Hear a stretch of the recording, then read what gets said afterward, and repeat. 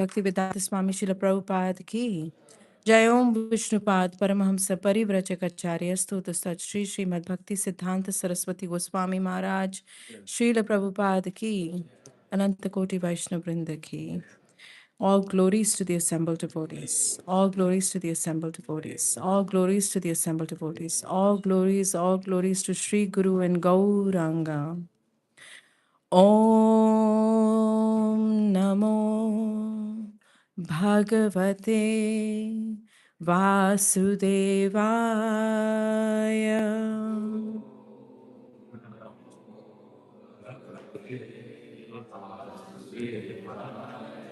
Om Namo Bhagavate Vasudevaya.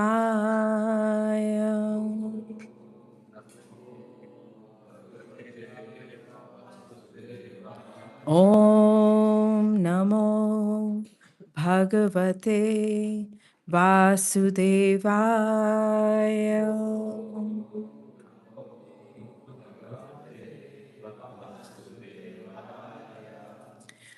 Narayanam Namaskrityam Naram Chaiva Narottamam Devim Saraswatim Vyasam Tato Jaya Mudiraye Nashtaprayesu Bhadreshu Nityam Bhagavata Sevaya Bhagavati Uttama Shloke Bhaktir Bhavati Nashtaki. Om Jnanatimirandasya Jnananjana Shalakaya Vakshurunmilitam Yena Tasmai Shri Guruve Namaha.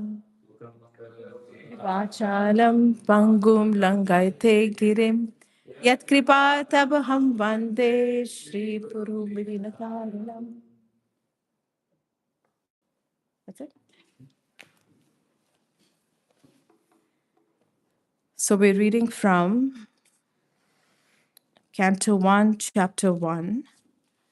Should we recite the verse first or we start reading the translation first? First, okay. So we're going to read from text 9 onwards till 23. Okay. And somebody's going to read it? Yes. Please therefore be which is proposed. Make up your minds. Yeah, okay. One boy, one girl. Please therefore, being blessed with many ears, explain to us in an easily understandable way what you have ascertained to be the absolute and ultimate good for the people in general. Oh Lord, in this iron age of Kali, men almost always have but short lives. They are quarrelsome, lazy, misguided, unlucky, and above all, always disturbed. Next level. There are many varieties of scriptures and nowadays there are many prescribed duties, which can be learned only after many years of studying their ways. Therefore, O sage, please select the essence of all these scriptures and explain it for the good of living beings, that by such instructions their hearts may be fully satisfied. All blessings upon you, O Sutta Goswami. You know for what purpose the personality of Godhead appeared in the womb of Devaki as the son of Vasudeva. O Sutta Goswami, we are eager to learn about the personality and its incarnation. Please explain to us those teachings imparted by previous masters, acharyas, where one is uplifted both by speaking them and by giving them. Text 14. Living beings who are involved in complicated issues of birth and death can be freed immediately by even unconsciously chanting the holy name of Krishna, which is feared by person. Text 15. O Sutta, those great sages who have completely taken shelter of the lotus feet of the Lord can at once sanctify those who come in touch with them, whereas the waters of Ganges can sanctify only after prolonged use. Text 16. Who is there desiring deliverance from the vices of the age of quarrel, who is not willing to hear the virtuous glories of the Lord? Text 17. His transcendental acts are magnificent and gracious. The great learned sages like Narad Singh of them.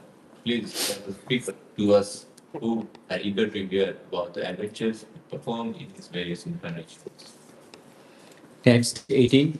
O wise Sutta, please narrate to us the transcendental pastimes of the Supreme Godhead's multi incarnations, such auspicious adventures and pastimes of the Lord, the Supreme Controller, are performed by his eternal powers. We never tire of hearing the transcendental pastimes of the personality of Godhead, who is glorified by hymns and prayers. Those who have developed a taste for transcendental relationships relish hearing of his pastimes every moment.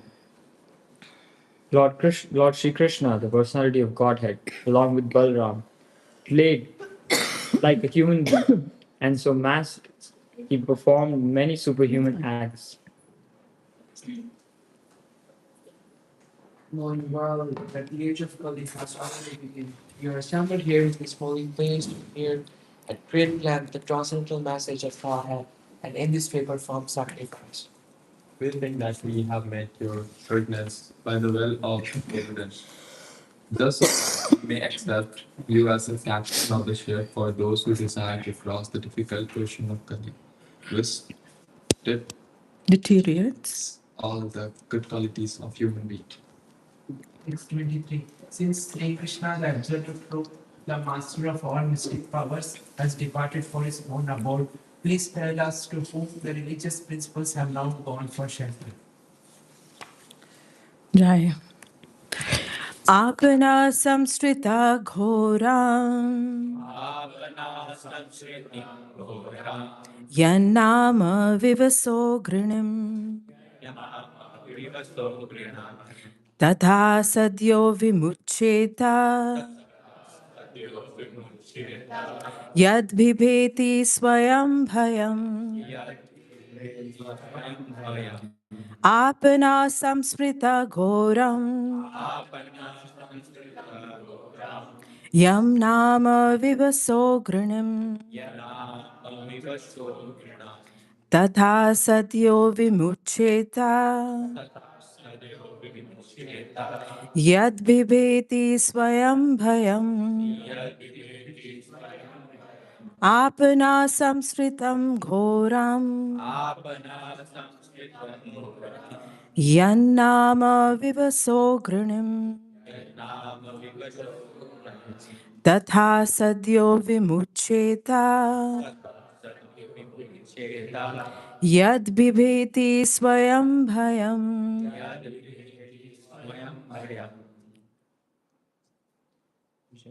Anybody would like to recite? Apana samshritam ghoram Apana samshritam ghoram yanama vivaso granam Tadyo vimuchyeta yan viveti swayam vayam yad vibheti swayam bhayam apana samshrito ghoram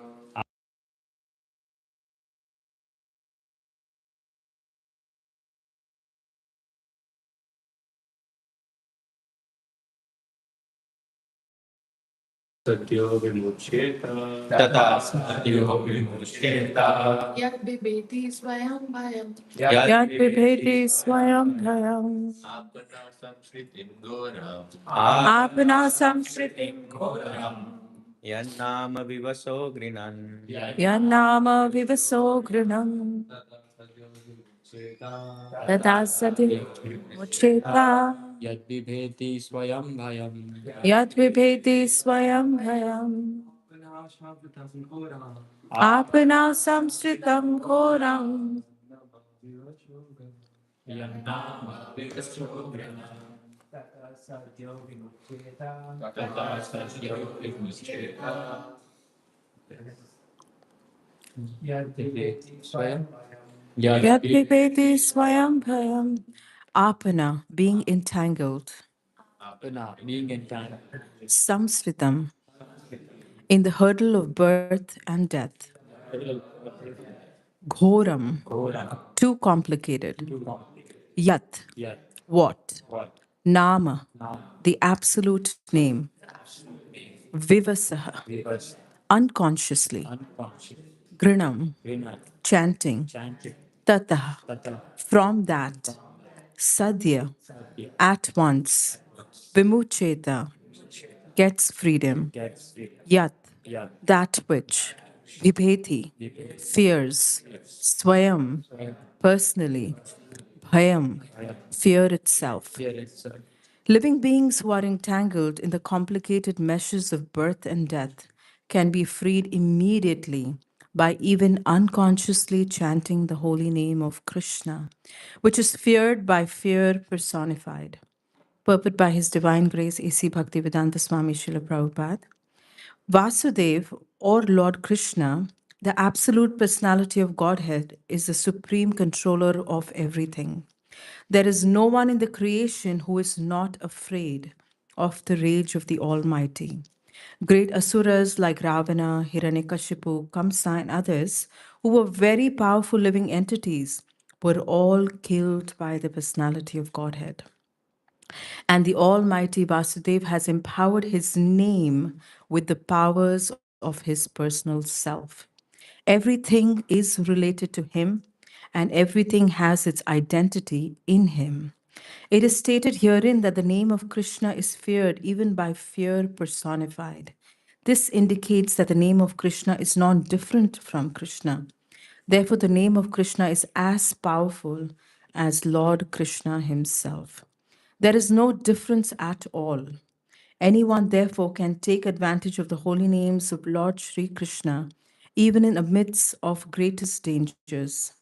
The transcendental name of Krishna, even though uttered unconsciously or by force of circumstances, can help one obtain freedom from the hurdle of birth and death.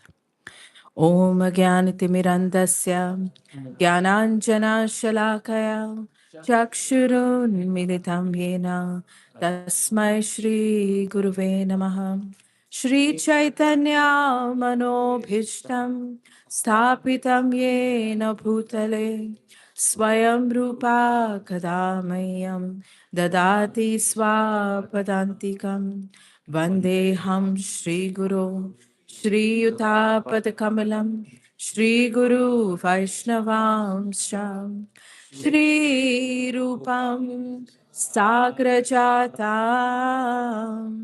सहगना Lalita तं सजीवं साद्वैतं सावधूतं परिजनासहितं कृष्णचैतन्यदेवं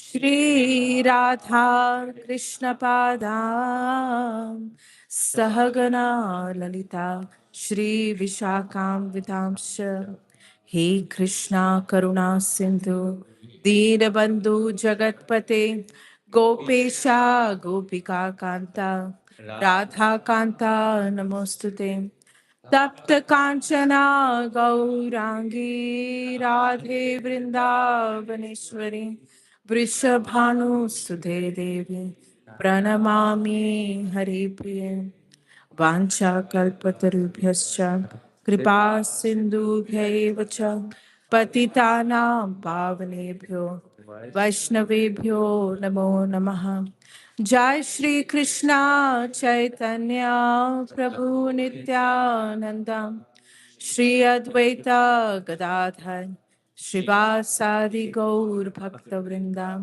हरे Krishna Krishna Krishna Hare Hare Hare Ram Ram Ram Hare Hare Jai. Thank you so much for again coming together for Srimad Bhagavatam class. Thank you, Jivdaya Prabhu, for engaging me and sacrificing your turn. Please make sure that he's the next one scheduled.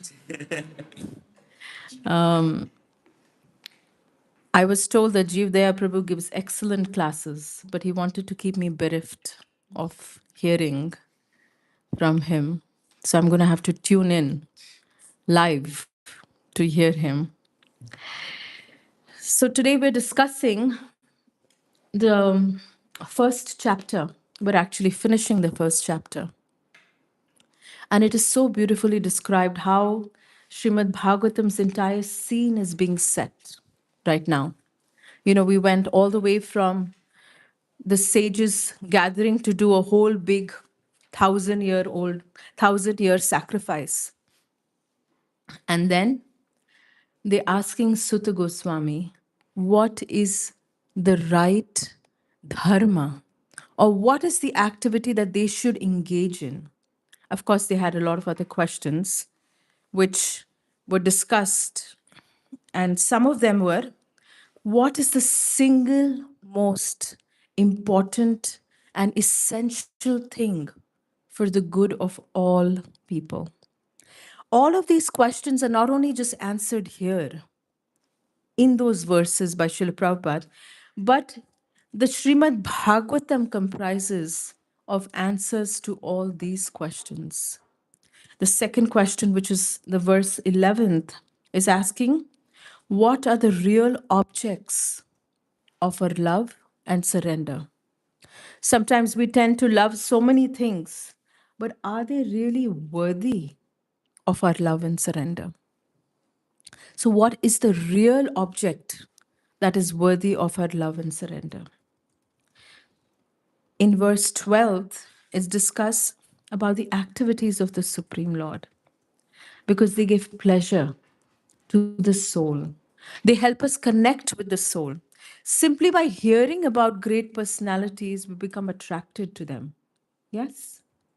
Like most of the time, you look at these social media influencers, they tell you a story about them, and people feel, I know them, right? We know them because we're hearing a story about them. Similarly, Srimad Bhagavatam tells us stories about Krishna, how he behaves, what he does, what he talks, what he likes. And then you can actually start to love Krishna because you know so much about him. Yes, because it makes it easier to love someone when you know things about them. Otherwise, it's impersonal. I didn't know each and every one of you when I came here. It was hard for me to have a relationship with you. But now that I know you and I've spent time with you and I spent some one on one time with you, I get to know you better.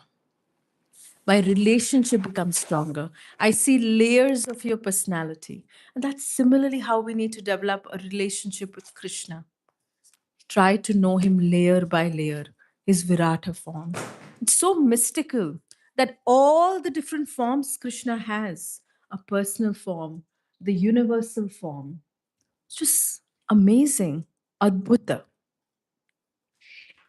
And then in the verse 17, Sutta Goswami, or this actually the sages are asking Sutta Goswami about the Lord's forms, different pastimes. In verse 18, again, it continues to ask about the Lord's incarnation. However, we're going to focus on the 14th verse, which is so beautiful because I don't know how Monil Prabhu picks the most beautiful verses. We have curriculum. I just follow that. We have a set curriculum for Krishna House, so I Oh, just follow that. okay. So somebody has given thought already. Because this verse is so beautiful.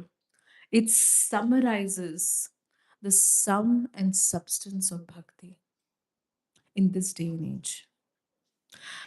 Apana samsrita ghoram. What is apana?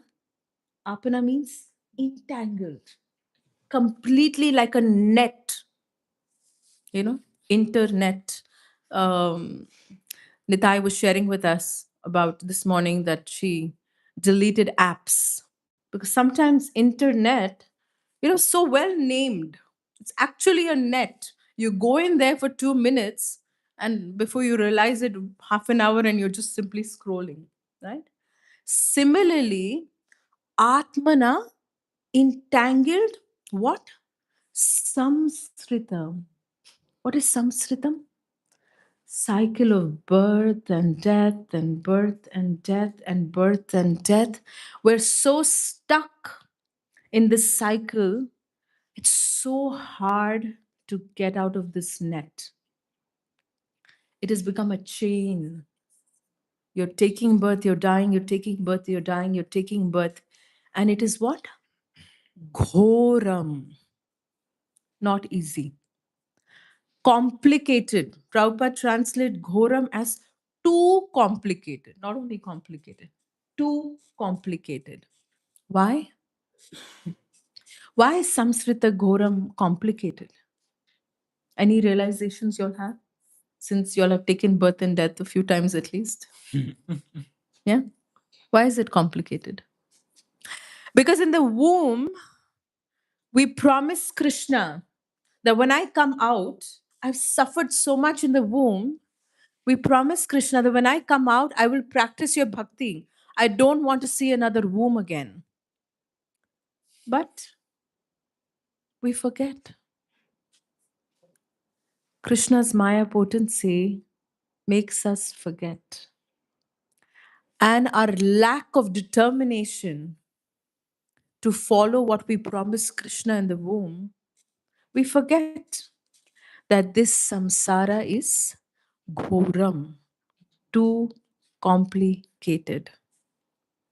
We don't know what is the reason why we are continuing the cycle of birth and death.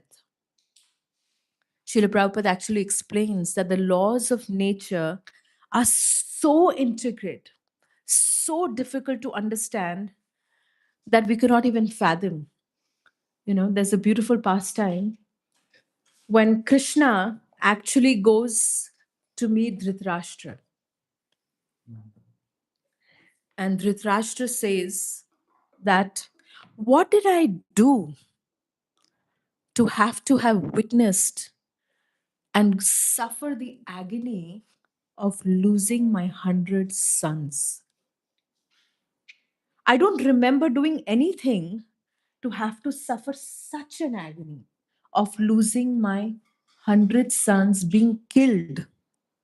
And I have to hear the description of how they're being killed. Yes?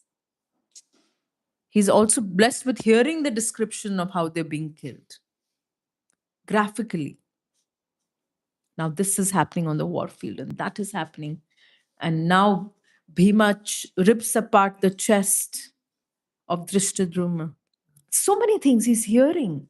So he's asking Krishna, what did I do? So Krishna says, 50 lifetimes back, you killed 100 offsprings. As a hunter, you killed 100 offsprings of an ostrich. He says, 50 lifetimes back? Why am I suffering now? Why now? He said, you for the last 50 lifetimes, you were collecting pious credits to even have 100 children. It takes substantial amount of pious credits to even have one child. You had to have 100 children so they could be killed. This is how the laws of nature are so intricate. We don't know what we have done in which lifetime and why we're suffering for what. This is the laws of nature. We don't need to try to understand that. It's not for a dejection. It is to understand that we cannot understand it. Yes? It is ghoram, too complicated. In fact, Srila Rupa Goswami quotes in Bhakti Rasamrit Sindhu from Padma Puran that every sinful activity that happens in our life, that we perform in our life, takes different stages. And Prabhupada explains with a very beautiful example. Let's try to understand that, even though it's a little technical. We just try to understand a little bit of how these stages of activities are stored. Because what that will do, that when we go through difficulty in our life, you can understand it's probably because of my prarabdha. And sometimes when other devotees are going through difficulties in their life, all of a sudden you see that, oh my God, yesterday he was practicing so nicely. Today, what happened to him? Why is he behaving this way? Why has he lost faith? We have to understand that some sinful activity has now fructified. And we have to feel compassionate. We have to be their support system. That is the only purpose of understanding this. Yeah. Srila Rupa Goswami says that accumulated sins in a dormant state is called as aparad. Right? If I perform some sinful activity, it's in a dormant state. I don't get any immediate reaction. Like Dhritarashtra killed the 100 offsprings of an ostrich. He thought he got away with it. Yeah, he killed, nothing happened in this life. He was happy, he was fine, jolly, merry. Sometimes people ask these questions when we preach to new people that, I'm such a good person, why am I suffering? And people who are doing all kinds of nonsense, they are not suffering, right? Why good things happen to bad people and bad things happen to good people? Yeah. Prarabdha, aparad. The second stage Srila Rupa Goswami describes is called kuta. Kuta. That is when the sins which we have done have now produced seeds. Yes? Now we start having sinful desires. All of a sudden, we start having sinful desires. When we experience anything like this, we have to be mindful that this could be because of some aparad we have done in our lifetimes. The next stage of kuta is where even if we understand that this is sinful desire, we are not able to control ourselves. And that stage is called bija. Rupa Goswami says that bija means that it has already established, the desire is already established within our heart, and it keeps coming back. We know that illicit sex is against the regulative principles. It is one of the regulative principles, and we should follow it. It is a limb of, it is a dharma, it's a pillar of dharma, and it is crucial for me to follow it. But because of some aparad, which is now in the form of bija, I may not be able to follow it. Yes? Then, phalan mukha is the next stage Srila Rupa Goswami describes in Bhakti Rasamrit Sindhu. He says, now there is no stopping of the reaction. We are only waiting for the reaction to happen. Now it is fully bloomed. Phal. Phal lag gaya hai ped pe. The fruit has already on the tree. And what we experience in the last stage is called as prarabdha. Yes? All of a sudden, something happens to us. Maybe for something we did in some lifetime, which took a form of a seed, kuta, bija, phalan mukha, and now it has converted into prarabdha, and that is why we are experiencing it. So, the only purpose of understanding this is when we experience this in our life and we experience any of these kuta, bija, or phalan mukha stage, we beg to the Lord for their mercy and we hold on to the association of devotees even stronger. Right? There's a beautiful pastime of Haridas Thakur Prabhu. Do you all know him? Haridas Thakur Prabhu, Prabhupada disciple. He's the one that started Hare Krishna TV. Yes, ISKCON TV. He was actually a thief. Like a thief. Not Krishna but a thief, but real thief. He saw on the Back to Godhead magazine a picture of Srila Prabhupada. And Prabhupada was wearing his gold Rolex watch. So, in the whole picture, what he saw is Prabhupada's gold Rolex watch. He came, where is this person? He saw that many people have access to him. He meets a lot of people. It'll be easy to meet him. So he finds out from Back to Godhead magazine, he calls that where is this person? He said, oh, he's coming to the Juhu temple tomorrow. Okay. He shows up at the Juhu temple to steal Prabhupada's watch. But hearing Prabhupada's lecture and Prabhupada affectionately speaking to him, he starts to weep and cry over there. And he says, you know what? Prabhupada, Swamiji, I came to steal your watch. Prabhupada does this. He said, why you want to steal? Here it is. Take it.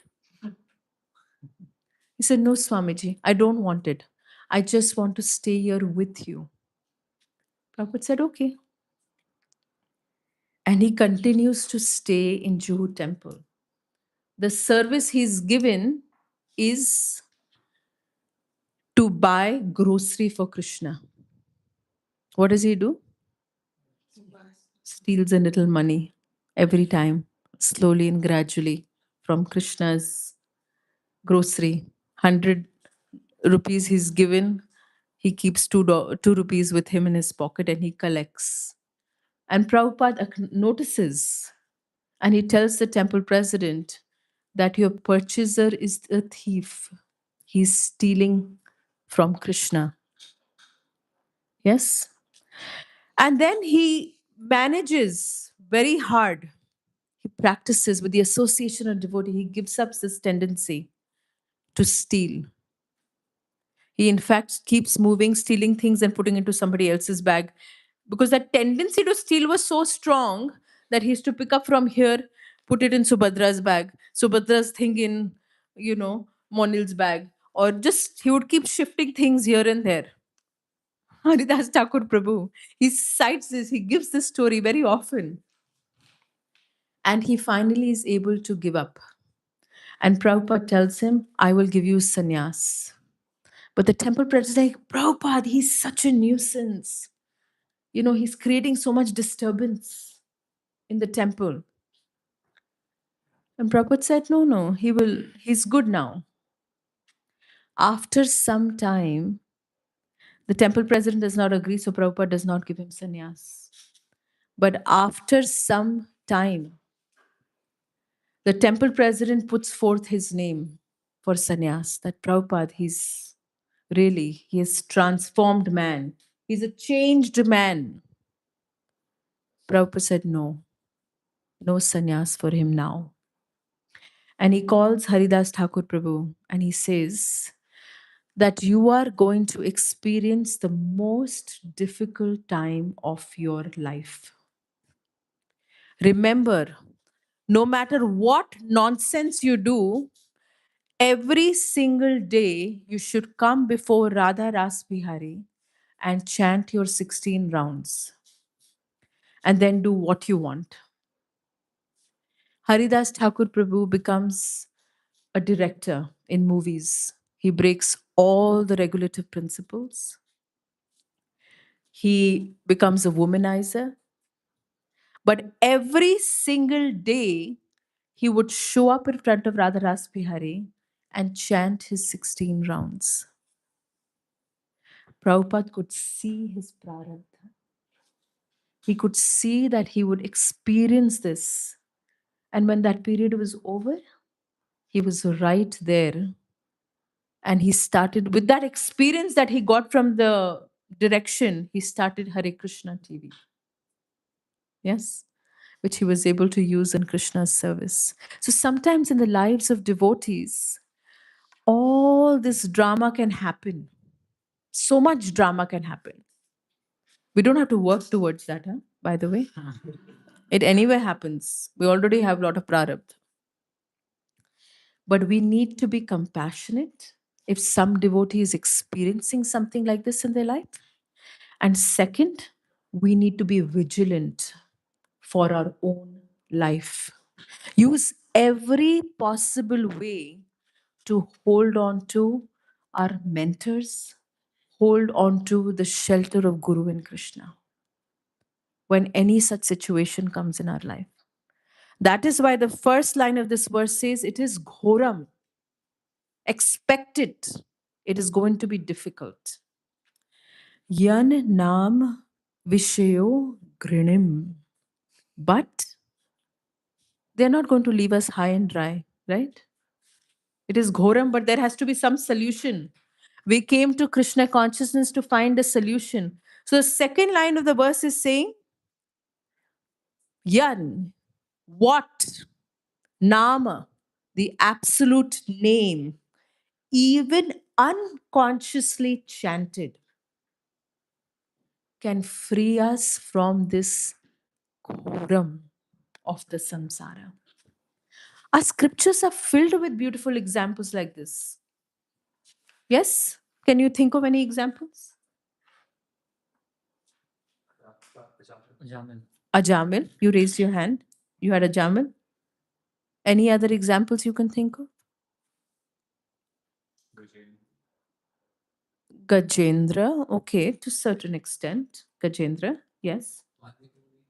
Valmiki Muni, he could not even chant Ram. So Valmiki Muni was told that, okay, you chant because he was a hunter. And he was getting so much pleasure in killing the animals and watching them. He would not even kill them fully, he would kill them half. And he would love to watch when they would suffer.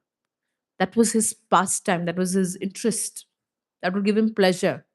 So Narad Muni first said, at least kill them fully. Don't make them suffer so much. He was so sinfully inclined that he could not chant the name of Ram. So Narada Muni tells him, okay, you chant Mara. Mara, Mara, Mara, Mara, Mara, Mara. So Mara, Mara, Mara in continuous becomes Rama, Rama, Rama, Rama. And that's how Valmiki Muni was purified. This is the power. This is exactly what this verse is saying. That even fear is afraid of the potency of the holy name. Even fear is afraid of the potency of the holy name. Why? We chant in Shikshashtakam. Yes? What do we chant? Nama Namakari Bahuda. Yes? Nama Namakari Bahuda. Nama Namakari here is saying the holy name. Bahuda means manifold. Bahut. Nija. My own. Sarva Shaktis. Not one potency, not two potencies, not just one Shaktiavish. No. Sarva Shaktis. I have invested all my Nija Sarva Shaktis in what? The name. In the name. In the holy name. That's why Prabhupada said the holy name is non different than Krishna. Yes? Sometimes we feel we cannot come to the temple, we cannot see Khirchor Gopinath. But Khirchor Gopinath is right here in your bead bag, in the holy name. Simply by chanting the holy name, you can experience being in the presence of Krishna. I'm not making this up. It is a fact. We only have to realize it. We know it, that Krishna is fully present in his holy name. We only have to realize it. And what he's saying, that simply the Shikshashtaka verse, what he's saying, Nama Namakari Bahuda Nija Sarva Saktis. Tatra Arpita Niyameta Smarine Nakala. In those, it is invested, Niyamita, regularly, remember, Smarane, Na Kalaha. No need to be conscious about what time and what not time. To chant Gayatri, we have to see the movements of the sun. But to chant Hare Krishna, you need to see nothing. Anywhere, however you are situated, bathe, not bathe, clean, unclean, you can chant the holy name, which is non different than Krishna. You cannot go dress the deities without being clean. but you could chant the holy names. Can you imagine how merciful the holy name is? Krishna in the form of the holy name. Such is the nature of the Lord's kripa. Etadrishi tava kripa bhagwan namapi. That is the mercy of the name. So this verse is saying, even though the samsara is ghoram, you can still very easily cross it by taking shelter of the holy name, which is feared by fear himself. As simple as that. This is the sum and substance of our bhakti yoga, right? But is it really that simple to chant the holy name? Yeah. It is simple to understand it. But what stops us? What stops us? Our mind. Jividaya Prabhu. Our mind. Our mind. And I tell my mind, no, I have to chant. But I'm yawning. Am I really experiencing? If today I said, who was your favorite celebrity? Vishesh. Who is your favorite celebrity? Mhm. Did you have one before? Huh? Rishi Kumar? Akshay from India. Akshay. Yeah. Okay, Akshay Kumar. If I say Akshay Kumar is coming here right now, will you be attentive? You'll be attentive to his presence, right? When we say Krishna is present right here, why are we not attentive to him? Krishna is present in his holy name because we haven't really realized Krishna in the holy name. And because all of these samsara ghoram sometimes comes in our way. There's a beautiful bhajan by Srila Bhaktivinoda Thakur. You know, in the car when we were driving, Jivdoya Prabhu was asking me, which is your favorite bhajan? And I said a few bhajans, and I had also said one of those bhajans, which is, I think, so symbolic.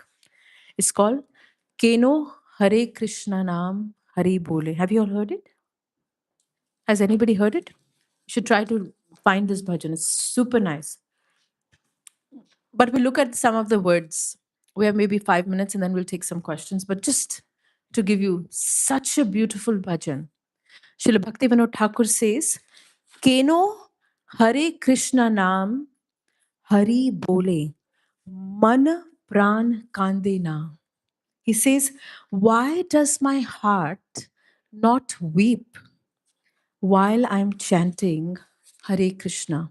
Keno Hare Krishna Nam Hari Bole Man Kandena. Why do I not cry?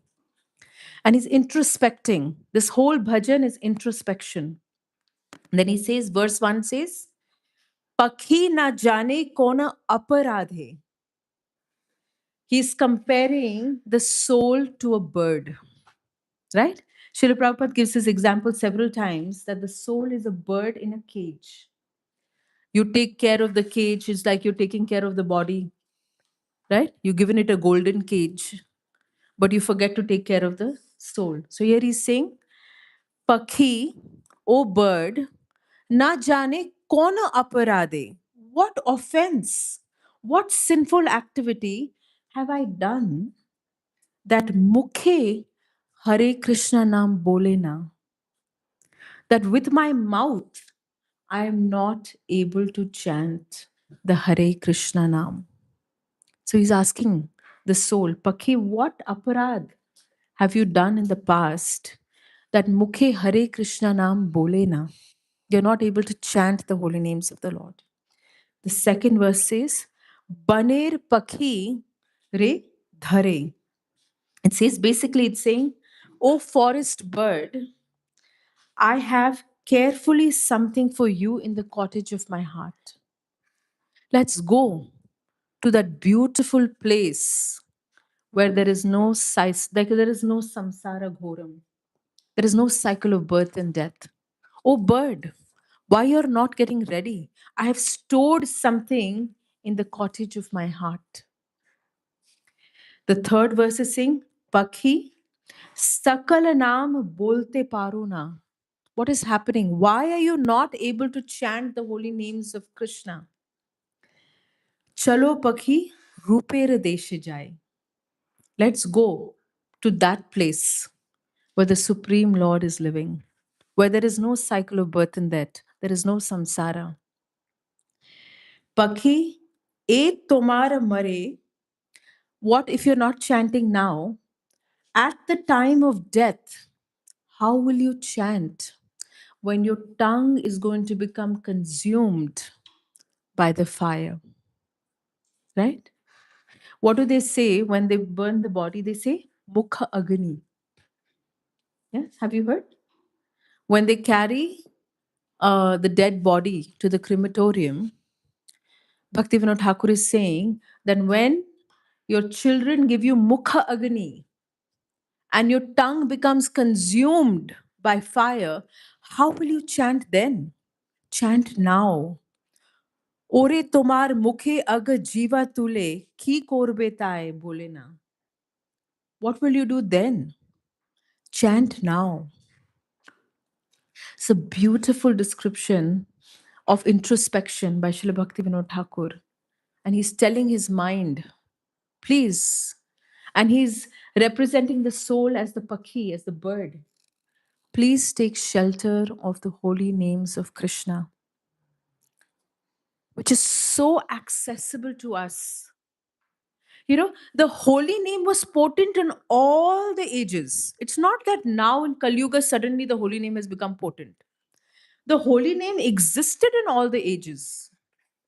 But in all the ages, they did not focus on the holy name. They tried all the other processes. But we are emergency cases, right? Sometimes when you're not an emergency case, they give you, okay, if you get too bad, then we'll give you an IV. Otherwise, you just take some, you know, we'll have to give you, we don't need to give you an IV. You can just take a painkiller or you can do something.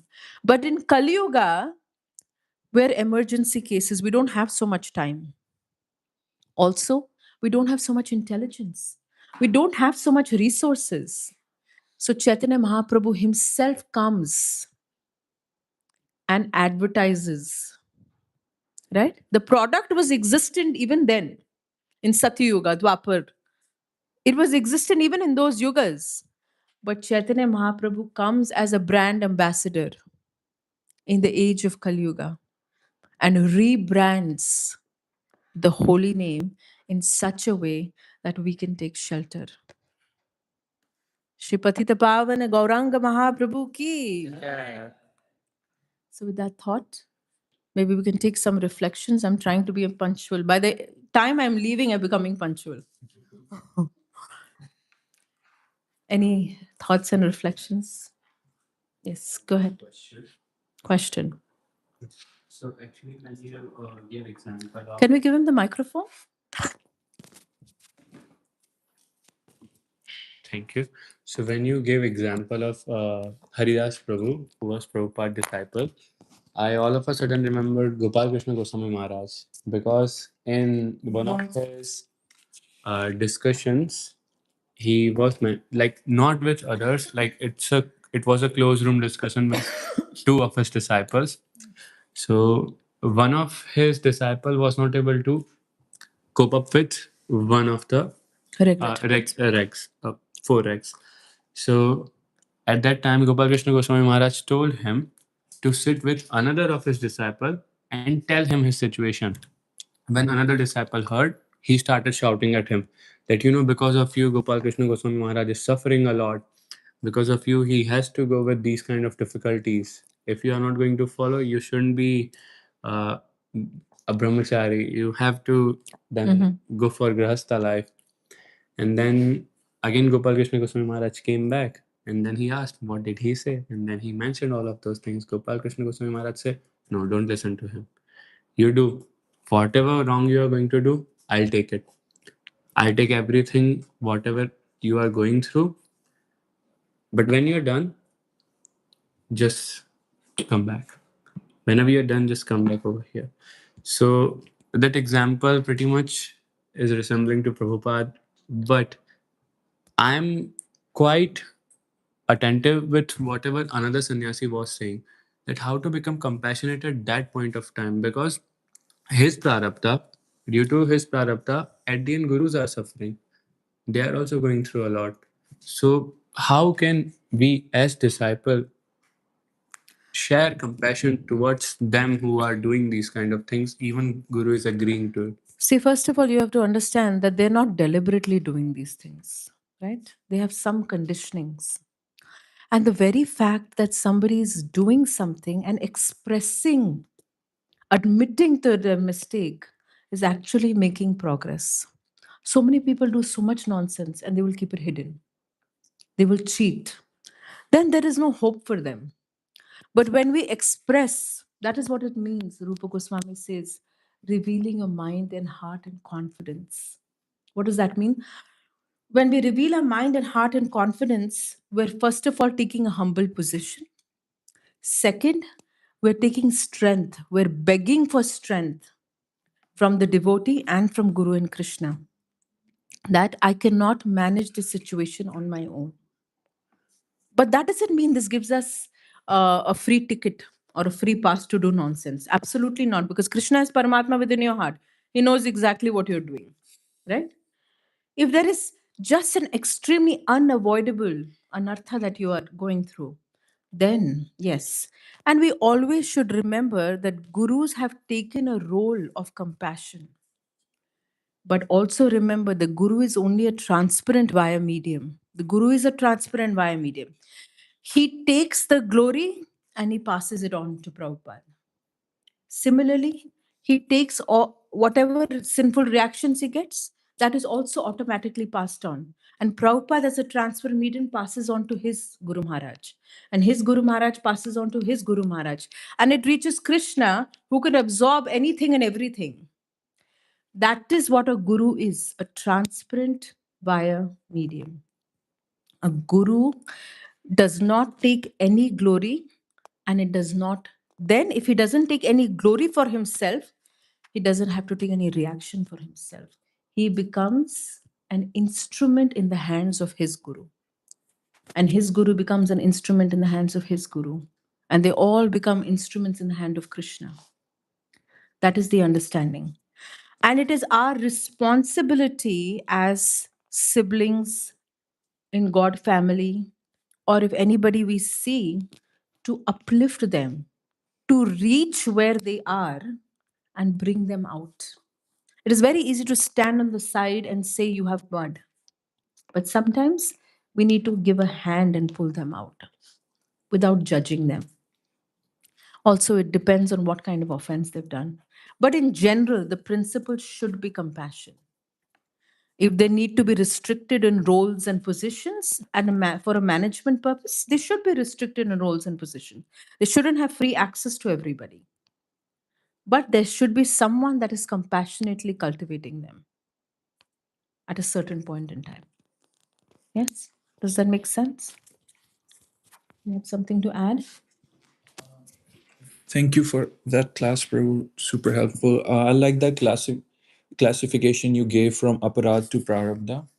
It is biased. Srila Rupa Goswami gives in Bhakti Rasamrit Sindhu, and he actually quotes Padma Puran. Okay. I was just reflecting on this that when we sing our acharyas bhajans and they focus so much on aparad and not prarabdha, they that your aparad will be shunya if you chant the name. They don't say prarabdha will be. So that made me realize that we have to endure our prarabdha even if we're chanting, because they don't say that in the bhajan. And at the same time, they we also read it in our 10 offenses against chanting is, and also in the bhajans, that aparad can stop us from chanting, like you were also singing this, quoting this bhajan now, but it doesn't say that prarabdha will stop us from chanting. So no matter what situation we're going through, we cannot blame the situation for not chanting. So I was simultaneously reflecting over these, if you have a perspective on that. Yes, beautiful. Actually, practicing spiritual life is like building immunity. Yes. Immunity to undergo any difficult circumstance that comes in our life, with keeping the focus that Krishna is my goal. Devotion to Krishna is my goal. Surrendering to Krishna is my goal.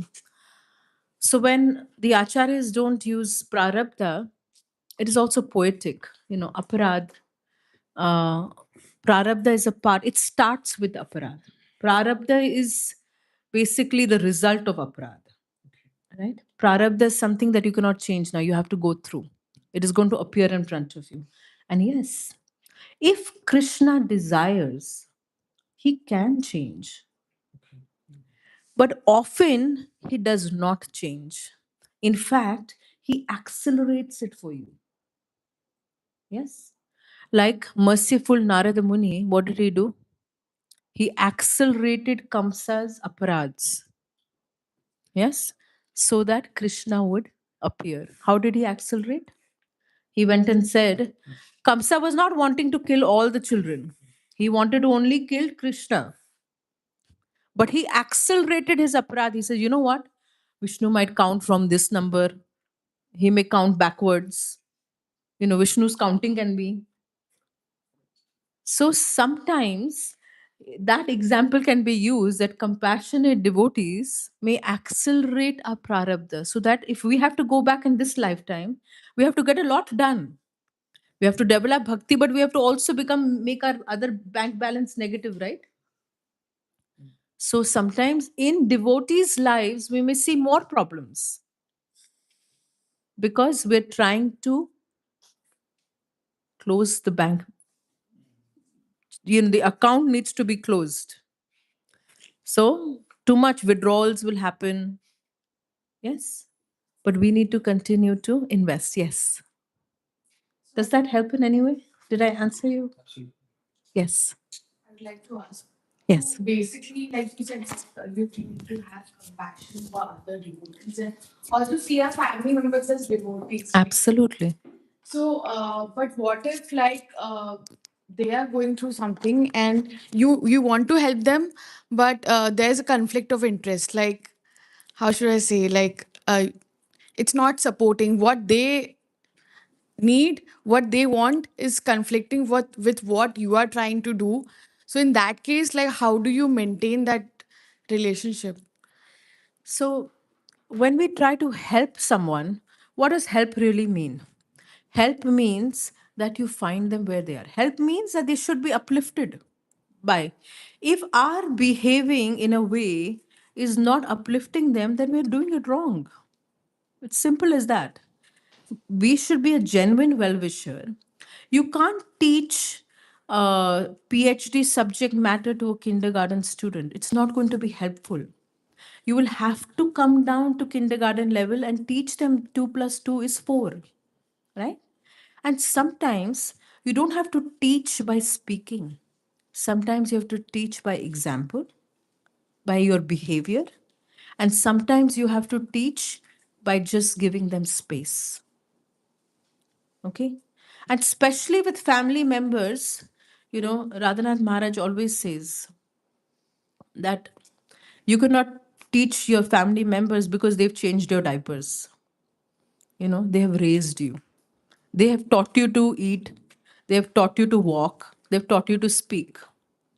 So it will take a long time for them to really appreciate you in a way that they can hear from you.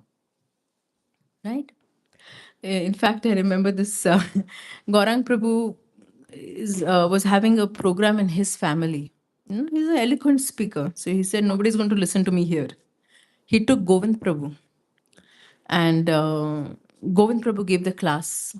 And in the class, he said that anybody who practices Krishna consciousness, his 21 generations are liberated.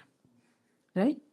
So over there after the class, and these are all Tamilian Tambrams, Tamilian Brahmins, are very conscious of your pious credits and not pious credits. He says all your this thing, 21 generations are liberated. So they come to Gaurang Prabhu, Ray, you continue, huh? What you're doing, very good. We're also getting benefit of that. You continue what you're doing. So sometimes it takes someone else to tell them. especially with family members. But if you behave like one of the best daughters, if the anger problem you had before as a teenager is now transformed and you behave with much more respect, they're going to see this positive transformation. They're going to see how much more respectful you've become, how this has got positive changes in you, how you become more responsible, how you're taking more care of them, how you're taking more. Actually, a devotee should become more and more responsible, because now not only you're representing yourself, you are representing the whole Guru Varga, you're representing the movement. Your actions are going to be directly connected to ISKCON. Your actions are going to directly connect it to your guru. If I say something nonsense here, you will say, oh, Radhanath Swami disciples all are like that only. Right? Why? Poor thing, Radhanath Swami did nothing. I spoke. But we carry on our shoulders the representation of our Guru Varga. They judge our spiritual master by how we behave. So your parents are going to judge the movement by how you behave. So now, in fact, you should have such a transformed personality that they're like, oh my God, what did she do? What are these people doing? How has she become so transformed? That is your preaching, not going and giving them a Bhagavatam lecture. No, that is not going to work. Your behavior and your attitude will work over there over a period of time. Does that help? So I want to ask, you have to not ask a question, but you're going to say something. yeah, I had a realization and a Yes, comment. yes, wonderful. There was a line in this purport that said that no, actually the translation itself said that the holy name chanted even unconsciously liberates us from the cycle of birth and death. But how easy it is to chant even unconsciously. So, and then you mentioned the Sistastakam verse, and then you were saying that we have to regularly remember the holy name, doesn't matter where we are, what we are. So I was connecting both the points, and then I realized that this practice of chanting 16 rounds is our practice, so we can unconsciously remember Krishna. That's our practice to fall in love with Krishna. So Yes, any moment, anytime, even when that comes to us, we unconsciously think of him. yes. So yeah, that was very nice. Beautiful, Thank you. beautiful. Actually, Prabhupada said, Kirtanaya Sadahari. You need to chant 24 hours a day. That is, but he said at least chant 16 rounds, because that will create so much bank balance that if you go through any situation, your mind will come back. Actually, I saw a short reel somebody sent me of Gopal Krishna Maharaj performing Aarti in his sleep.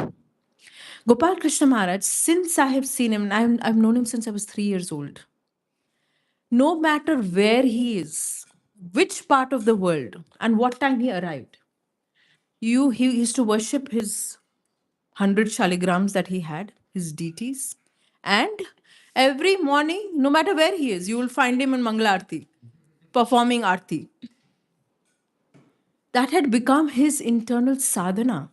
So even in sleep, literally, before he left this planet, in his sleep, he's doing chamar, he's performing Aarti, just in his sleep.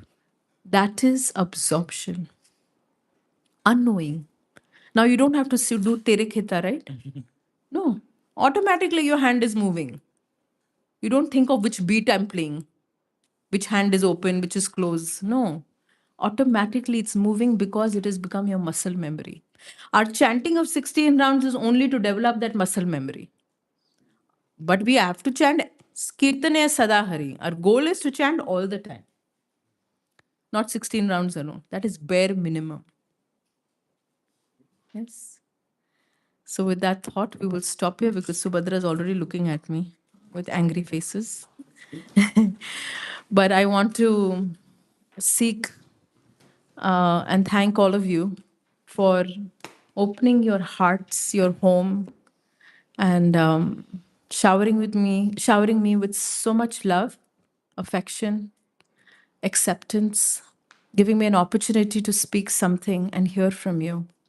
So I'm extremely grateful. I also want to beg forgiveness for anything I may have said unknowingly or knowingly that may have offended you. So please forgive me for that and pray for me that I may truly try to be a servant of Srila Prabhupada in this movement. Thank you very much. Right.